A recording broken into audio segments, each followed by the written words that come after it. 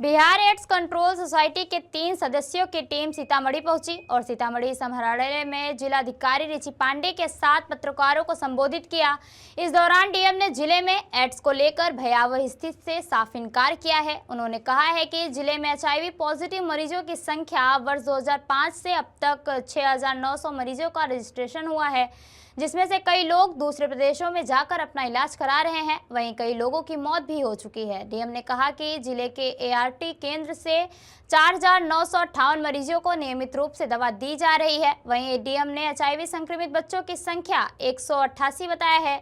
DM ने कहा कि इस साल कुल 200 नए मरीज चिन्हित किए गए हैं। वहीं एड्स कंट्रोल सोसाइटी के deputy director doctor NK Gupta ने बताया कि सरकार की ओर से समाज कल्याण विभाग के द्वारा संक्रमित बच्चों को परवरिश योजना का लाभ दिया जाता है। इतना ही नहीं, जो एचआईवी पॉजिटिव मरीज हैं उनको भी सरकार के द्वारा 1500 आर्थिक रुपए की मदद दिया जाता है।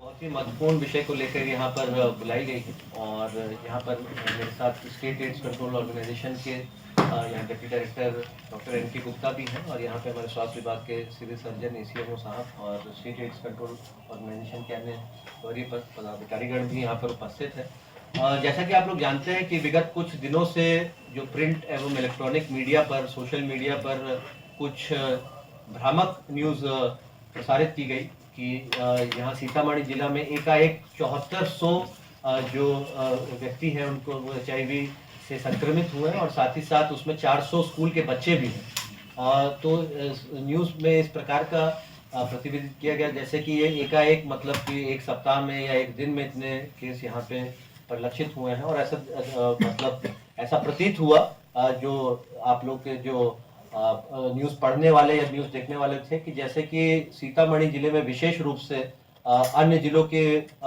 जो तुलना में या अन्य राज्यों की तुलना में ज़्यादा एचआईवी एड्स का संक्रमण बढ़ रहा है। तो इस संबंध में हम लोग बिल्कुल स्पष्ट इसका तथ्यात्मक प्रतिवेदन आपको देना चाहते हैं, क्योंकि इस मामले की हम लोगों ने विस्तृत समीक्षा करी थी और हम लोगों ने जो अपने जिला के फेसबुक पेज और सोशल मीडिया के माध्यम से भी हम लोगों ने इसका विधिवत खंडन भी निकाला था। सबसे पहले तो हम आपको स्पष्ट कर देना चाहते हैं कि जो एचआईवी संक्रमित जो ये रोगी हैं इनकी पहचान एक सतत प्रक्रिया है, ये लगातार की जाती है और अभी हाल में हमारा वर्ल्ड एड्स डे भी था 1 दिसंबर को, तब भी हम लोगों ने इसकी समीक्षा की और स्वास्थ्य विभाग की जो हम लोग की बैठक होती है उसमें भी जो हम लोग का NCD non communicable disease programme के तहत एड्स कंट्रोल पे हम लोग लगातार समीक्षा करते हैं और जो भी गर्भवती महिलाएं होती हैं या अन्य इस प्रकार के जो संवेदनशील केस होते हैं वहाँ पे एचआईवी की जांच हमारा नियमित रूप से की जाती है। तो हमने आइडेंटिफाई किया, ट्रीट किया, उसको डाटा से हटा दिया।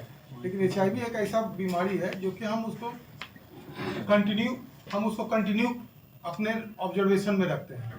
तो ये जो डाटा है क्यूमुलेटिव डाटा है। इसी डाटा में से कुछ लोग दूसरे शहर में इलाज के लिए गए, हमारे नॉलेज में गए कि हम सीतामढ़ी से न लेकर के हम मुजफ्फरपुर से लेंगे, हमारे लिए नज़दीक मुजफ्फरपुर पड़ता है, हमारे लिए मोतिहारी नज़दीक पड़ता है, तो वो लोग अपने से चले गए। कुछ डेथ भी हुए हैं, लेकिन ये डाटा सर ने सही कहा 20 साल का डाटा है। हमारा इस साल सिर्फ 200 आदमी आइडेंटिफाई हुए हैं और जो बच्चे की संख्या है 188 है, जिसको हम लोग परवरिश योजना में देते हैं। और परवरिश योजना में केवल वही बच्चे नहीं लाभान्वित होते हैं, वो भी बच्चे लाभान्वित होते हैं जिनको एचआईवी नहीं है। उनके माता पिता में से किसी को एचआईवी है और उनके बच्चे को एचआईवी नहीं भी है तो भी उसको परवरिश योजना का लाभ मिलेगा।